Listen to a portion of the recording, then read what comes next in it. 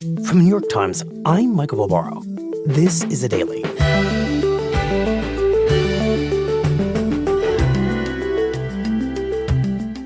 Today, a Times investigation reveals the secret history of how America's most influential gun rights group amassed its power and the previously unseen role that members of Congress played in designing the group's strategies. My colleague, Mike McIntire, explains. It's Tuesday, August 1st.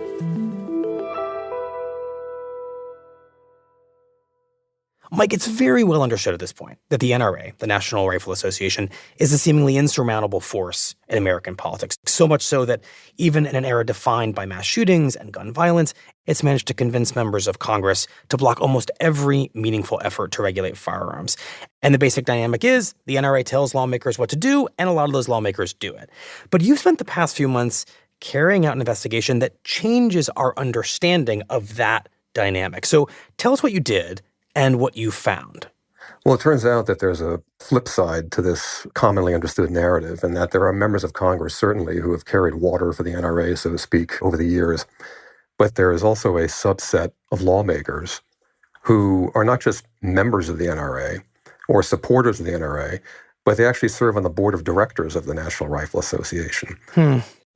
And so these members of Congress were in a position to not only influence firearms policy, but also the path of the private organization most responsible for influencing it.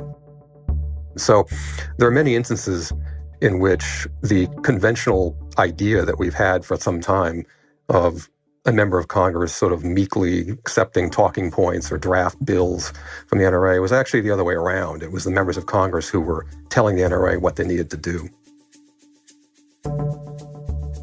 And I think the one lawmaker that best exemplifies that is John Dingell, and we recently obtained thousands of pages of his files going all the way back to the 1960s that really gave us the ability to see what exactly he did for the N.R.A. as a member of Congress.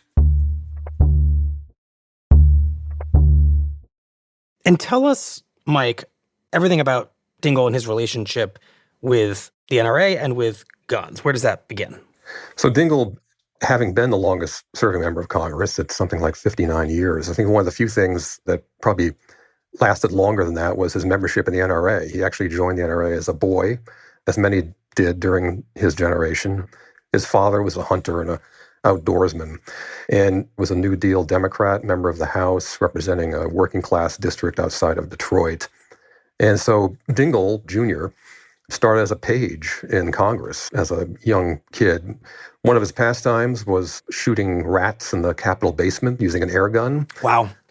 He was known to actually hunt bears with a pistol, which requires a certain facility with firearms. So he was somebody with a familiarity and comfort level with guns that carried over into Congress when he succeeded his father in 1955 in the same House seat. Like a lot of people who had a similar mindset, he would cooperate with the N.R.A. He was helpful to them in passing legislation or fending off bills that they liked or didn't like. But it wasn't until the 1960s, starting with the assassination of President Kennedy, and then going forward to the murders of Robert Kennedy and Martin Luther King later, that you see not only concerted efforts to impose new firearms restrictions, mainly through the Gun Control Act of 1968. But you also see Dingell becoming increasingly radicalized in a sense. He seems to be convinced that there was an existential threat to Second Amendment rights. And he starts doing more and more somewhat extreme things. He's getting his staff to research Nazi-era gun confiscation laws in Germany to try to show that there's a slippery slope with gun control. He considered having NBC News investigated by the FCC because he didn't like a gun rights segment that they did. Wow. And we see speeches that he gave at N.R.A. meetings in which he was really railing about the patriotic duty to defend what he saw as encroachment on Second Amendment rights. So by the time you get to the end of the 60s, he has joined the N.R.A. board. And Dingell was starting to advocate internally that the N.R.A. really shift its focus and become more aggressive in fighting legislation to impose restrictions on guns.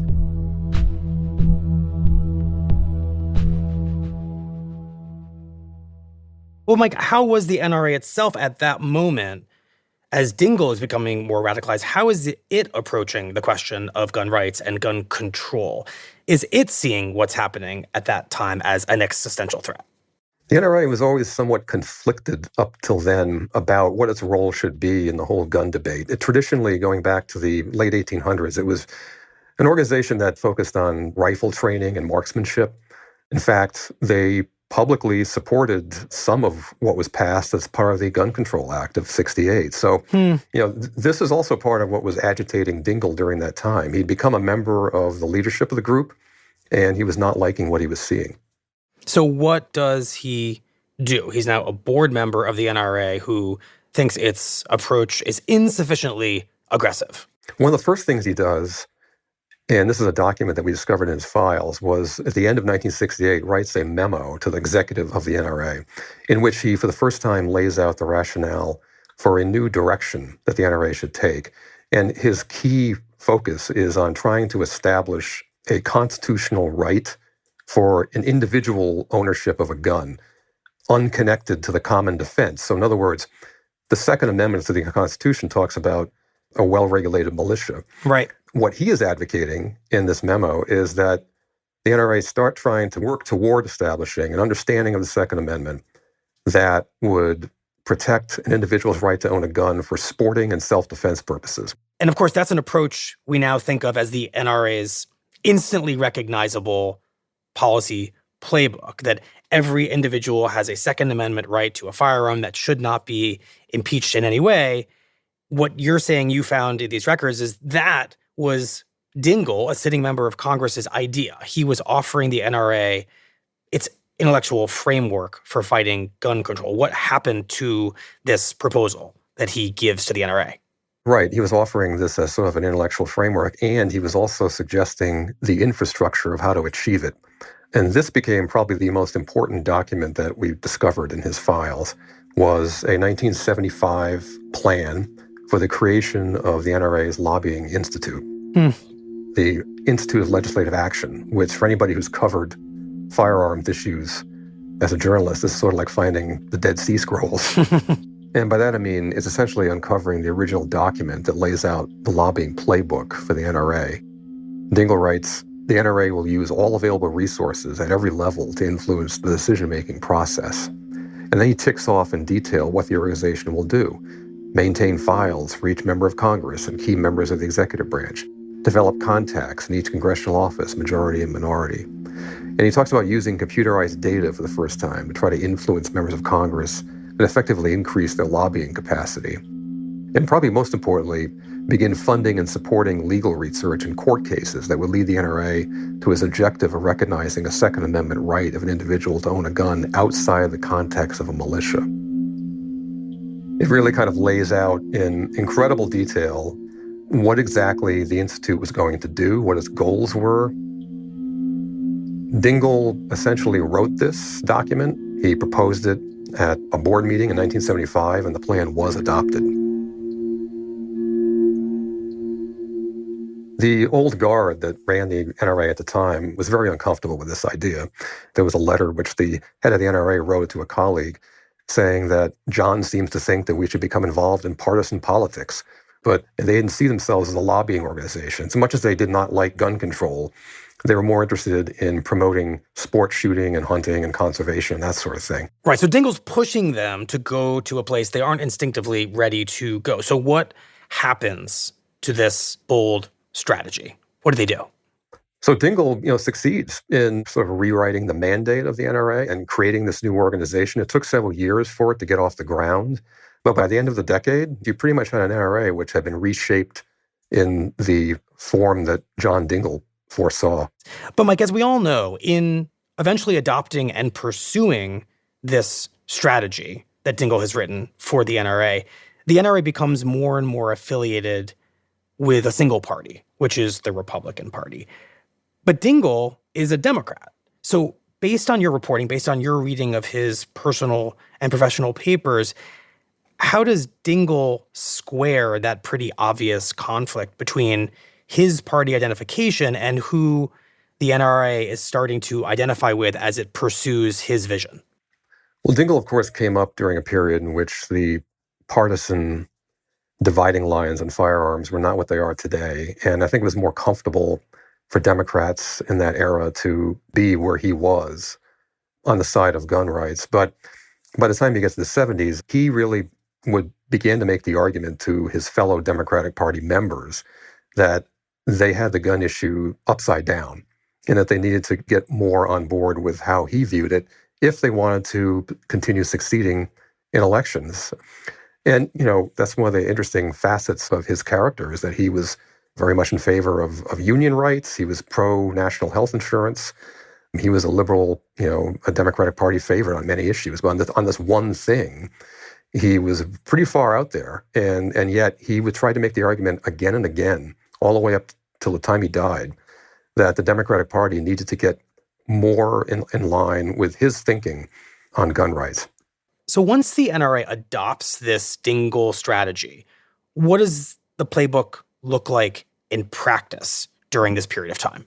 So once the infrastructure was sort of put into place, courtesy of John Dingell, the NRA in the subsequent, I'd say, 10 to 15 years throughout the 1980s, the strategy really started to bear fruit. During the 80s, you had the election of Republican president and Republican control of at least one house in Congress. And they really, during this time period, succeeded in a lot of ways that previously were unimaginable.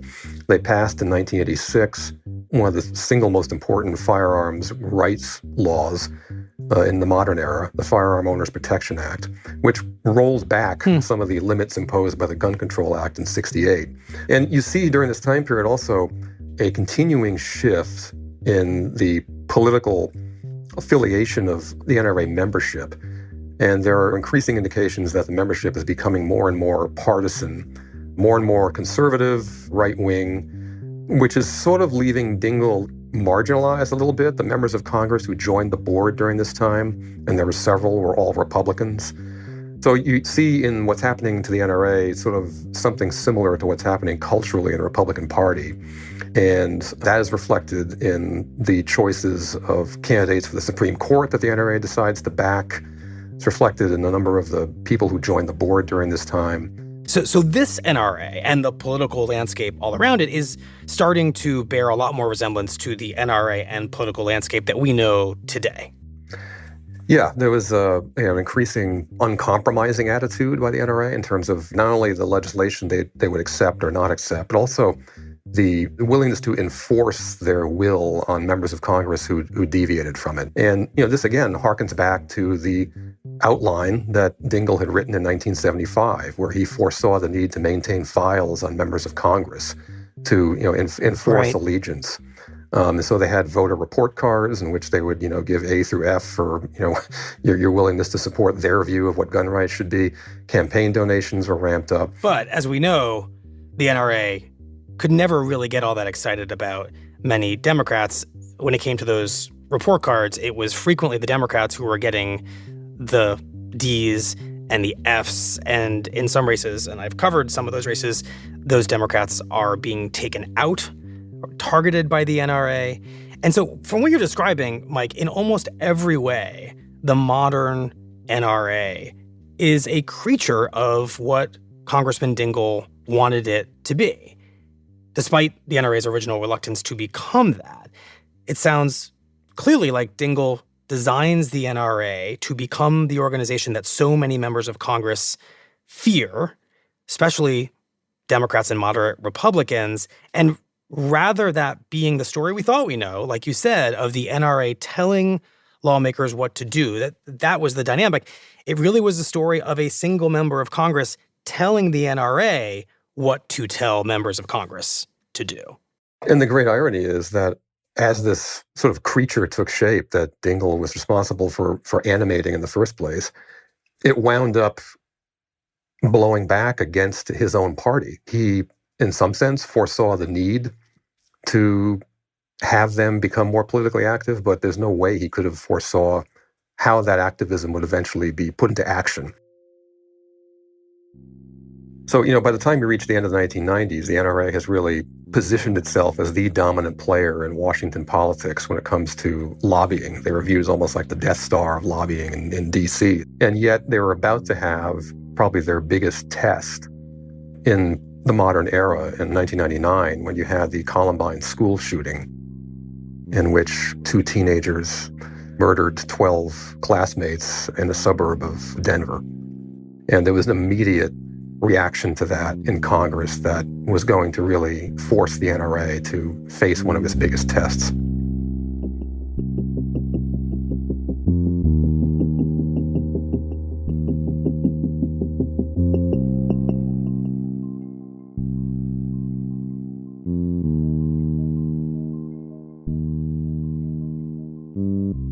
We'll be right back.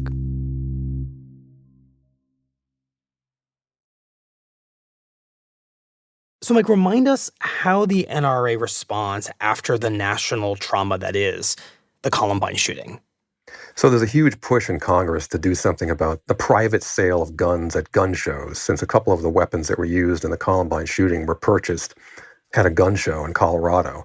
And the private sale of guns, in other words, the guns that were sold not by a licensed dealer, but just by anybody who sets up a table at a gun show, they're not subject to background checks. And so there was an effort in Congress to impose that background check requirement for the first time. The N.R.A. strongly objected to that. One of the arguments they had was that gun shows are on the weekends. They usually don't last more than 3 days. And so if you're to impose a 3-day background check requirement, which is what was being considered, most gun shows would end before the background check could be completed and the sale couldn't go through. So John Dingell, who by that time was actually off the board of the N.R.A., but he was still very much helpful to them, he worked with the N.R.A. to come up with an amendment to the legislation being considered, which would require that a background check be limited to 24 hours. It had to be done in 1 day, or the gun sale would go through automatically. Now, the problem with that, as he and his staff well knew, because this is in the notes that we found in his files, was that most background checks, even though they're done very quickly, if a person has committed a crime and court records are needed to confirm their eligibility to own a gun, well, since gun shows happen on the weekends, most courts are closed on the weekends. And so it would be impossible to conclude the background check for a potentially disqualified person. Dingell knew this, but he pushed ahead with the amendment anyways, and he succeeded in getting it added to the bill, which pretty much neutralized the effect of the legislation and, in fact, ended up killing it. Basically, he sabotages his entire plan to regulate guns bought at gun shows. That's how you could view it. And the N.R.A. internally, because we have the record showing it, viewed that as a big legislative victory, the failure of legislation. He was praised as a master leader at a board meeting. And in fact, a year later, they honored him with a Legislative Achievement Award. Wow. And so in many ways, that was sort of the 25-year culmination of what John Dingell had laid out back in the early 70s. So this was a key flashpoint in the history of firearms violence in this country that required them to step up and use the tools that Dingell had essentially helped provide them with. And they succeeded in preventing any meaningful gun legislation from taking place.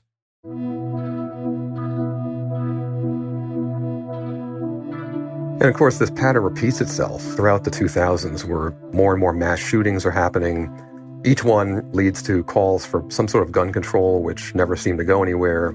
Even after Sandy Hook, in which 20 students and 6 adults were shot to death in Connecticut, there was a task force put together to recommend new gun restrictions, and nothing came of that either. By the time that John Dingell retires in 2015, the landscape has really shifted in favor of the gun lobby in a way that it had not been when he first started out with his vision for what the N.R.A. should become. And his legacy in some respects is just that. You now have a Washington that is largely beholden to the gun lobby in a way that had not been the case previously. The N.R.A. itself has lost a lot of its power, largely through internal turmoil, external investigations. But in some interesting sense, there isn't even a need for what they do anymore, because so much of what they sought to do has been institutionalized. You now have, Supreme Court decisions that have basically reshaped, reframed our view of the Second Amendment. And, the gun culture has just changed dramatically. Ownership of a gun has become pretty much a political identifier in many ways. And so there isn't really the need for the lobbying juggernaut that John Dingell had envisioned back in 1975, because that juggernaut succeeded in getting us where we are now.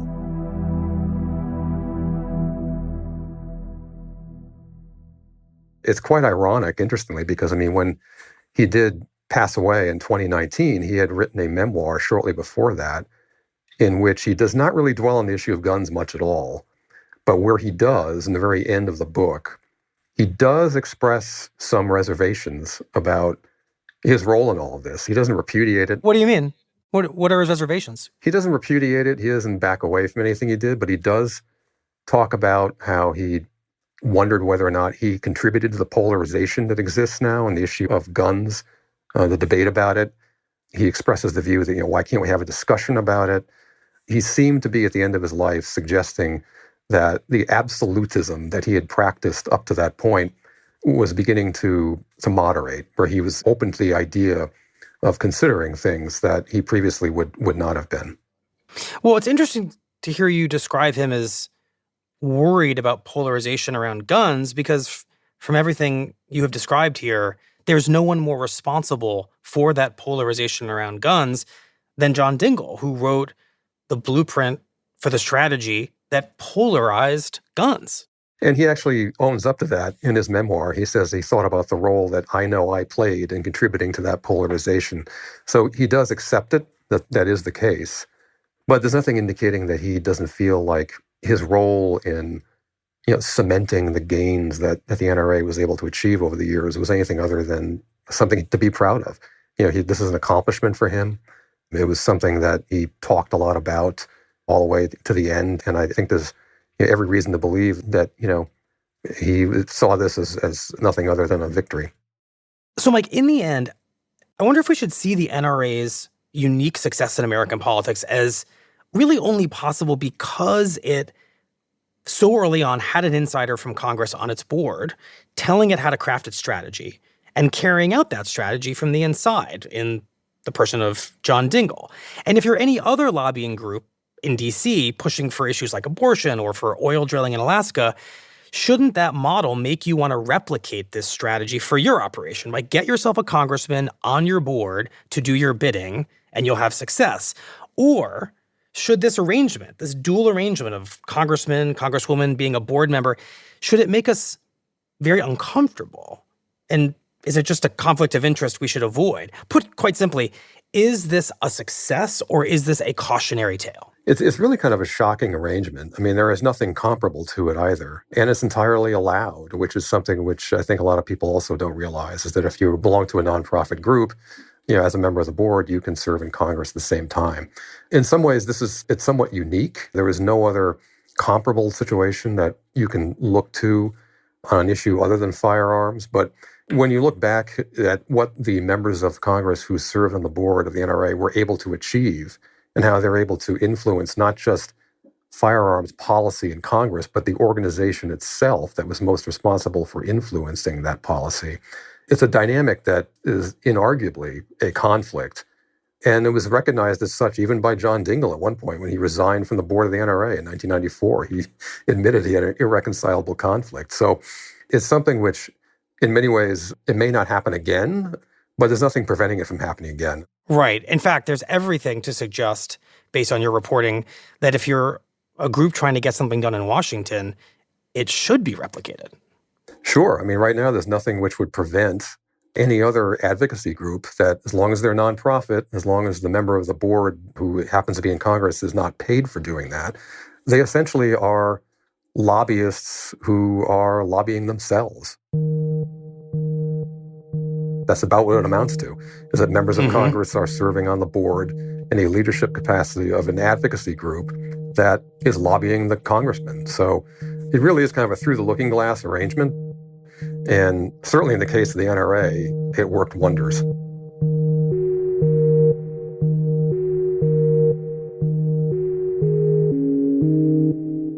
Well, Mike, thank you very much. We appreciate it. Yes, absolutely.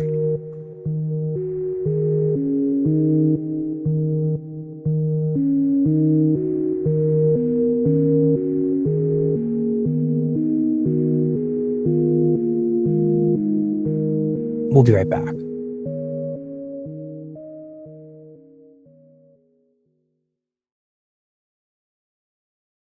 Here's what else you need to know today.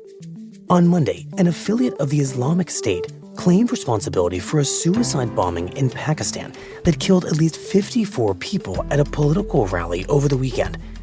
The group said that the attack was part of its war against democracy as a system of government. The suicide bombing, the latest in a string of terror attacks over the past year in Pakistan, suggests that the country is losing control over its security. And the Times reports that Phoenix, Arizona, has now experienced temperatures of at least 110 degrees Fahrenheit for 31 days in a row. That not only breaks Phoenix's previous record of 18 straight days of those temperatures, but sets a startling new set of records. The extraordinary heat has filled local hospitals with patients suffering from heat stroke and burns. And so far this year, the city's medical examiner has reported at least 25 deaths related to heat. Today's episode was produced by Shannon Lynn, Lindsay Garrison, and Michael Simon Johnson.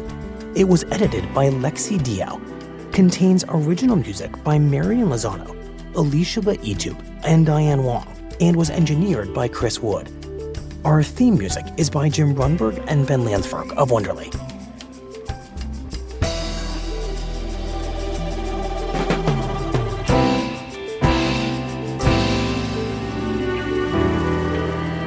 That's it for the Daily. I'm Michael Barbaro. See you tomorrow.